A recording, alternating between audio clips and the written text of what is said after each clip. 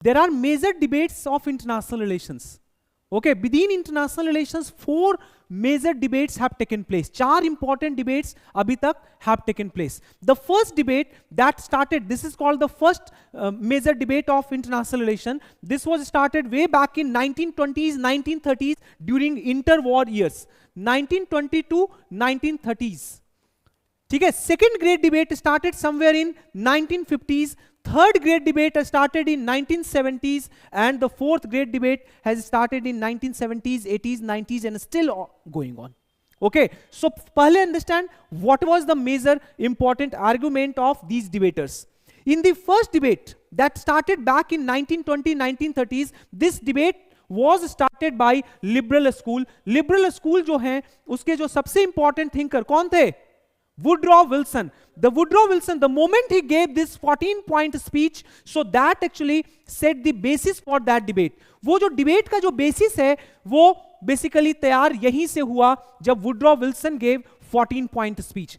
In response to Woodrow Wilson 14-point speech and that period of crisis, जो 1920s, 1930s में हुआ, and later on interwar years and after that Second World War, in response to that, E.H. Carr wrote one book. E.H. Carr ने लिखा था ना 20-year crisis, interwar crisis period.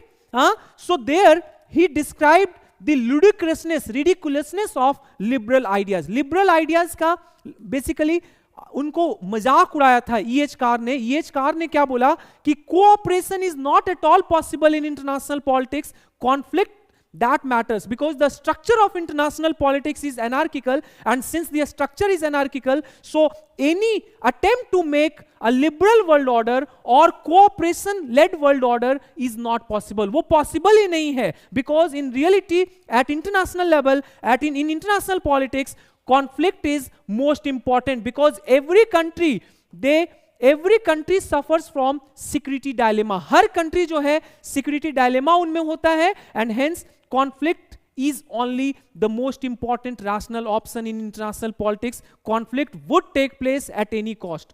Cooperation, ये जो moral ideas है, universal morality का concept है, this would not work at the international level. That's the first argument.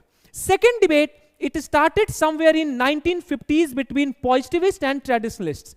Positivists जो हैं, जैसे कि ये लोग थे, डेविड सिंगर हुए, या आप you might have read about him, what is his name, Morton Kaplan, जिनका सिस्टम थ्योरी है. So they started criticizing the old historical approaches, older traditional approaches जो था उसको criticize करने लगे, like legal institutional method को, traditional method, historical methods को, philosophical methods को, those were being criticized, and they advocated what? Introduction of scientific methodology. ये मांग रहे थे क्या कि साइंटिफिक मेथोडोलॉजी को इंट्रोड्यूस करो. We want to bring what? Scientific methodology. In response to that traditionalist challenge positivist. ये ट्रेडिशनलिस्ट तुम्हारे लिए सवाइन ये सब नहीं आए यहां पे. Rather who challenge this view? Hedley Bull, English school वाले, the one who gave the concept of anarchical society. Martin White and Hedley Bull, they challenged the idea of positivist and told them they should take evolutionary view of international politics. International politics is not just anarchic, rather it has become anarchical society. It is not a complete society, it is an anarchical society. A lot of new norms have developed and those norms are equally relevant. वो भी काफी important है. Are you getting? So second debate, it started back in 1950s between positivist and traditionalist. Third debate started in 1970s. अब third debate का ये time period समझो. Detente phase था, Cuban missile crisis जब डिफ्यूज हुआ, उसके बाद what happened? Many international organizations they started functioning. बहुत ज्यादा cooperation was established between USA and USSR. They were cooperating on some of the front.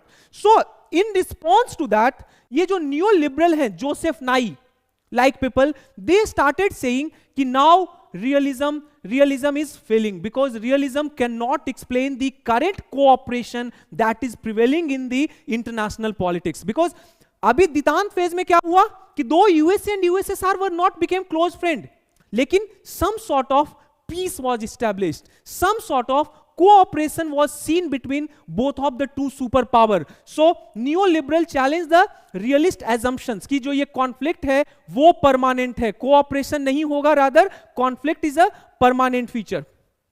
New realist यहां पे कौन थे सबसे important? Kenneth walls.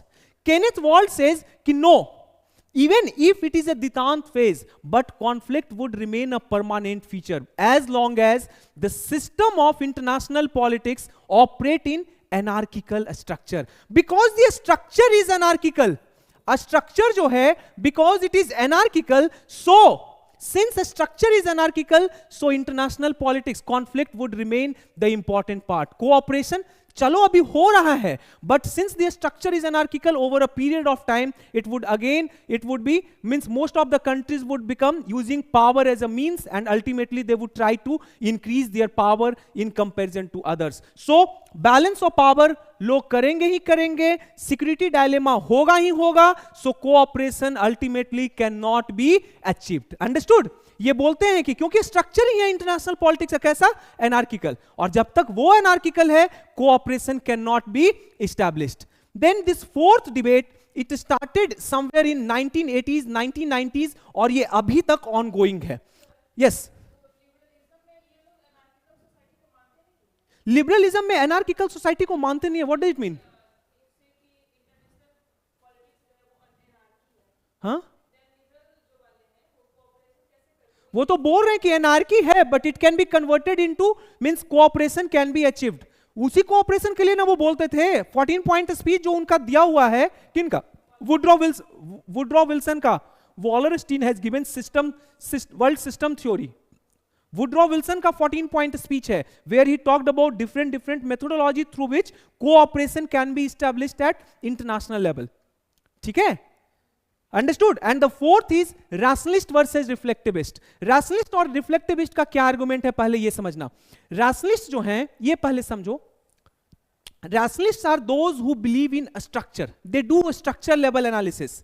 Liberals, realists, Marxist, they all are rationalist, है ना. ये they talk about what? A structure. जैसे Marxist focuses on economic structure, right. So liberals, realist के लिए कौन सा स्ट्रक्चर है? Structure is anarchical, right. So they were basically talking about a structure, and through that structure they were explaining the nature of international politics. By contrast रिफ्लेक्टिविस्ट जो हैं, रिफ्लेक्टिविस्ट में कौन कौन आएंगे? याद करो, मार्क्सिज्म, रैशनलिस्ट में मार्क्सिस्ट आएगा, लेकिन क्रिटिकल स्कूल हर्बर्ट मार्क्यूजी वाला, फ्रैंकफर्ट स्कूल जो बताया था, हर्बर्ट मार्क्यूजी का बताया था ना. हर्बर्ट मार्क्यूजी का one dimensional man and Max Horkheimer का concept negative dialectics, those all are part of reflectivism. They means critical school.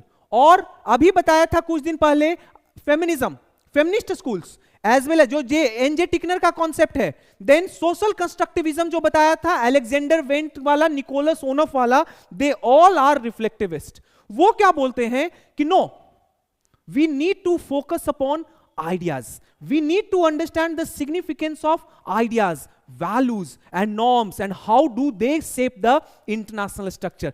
International structure जो है, ये देखो यहां पे इनके लिए इंटरनेशनल स्ट्रक्चर एनार्किकल है.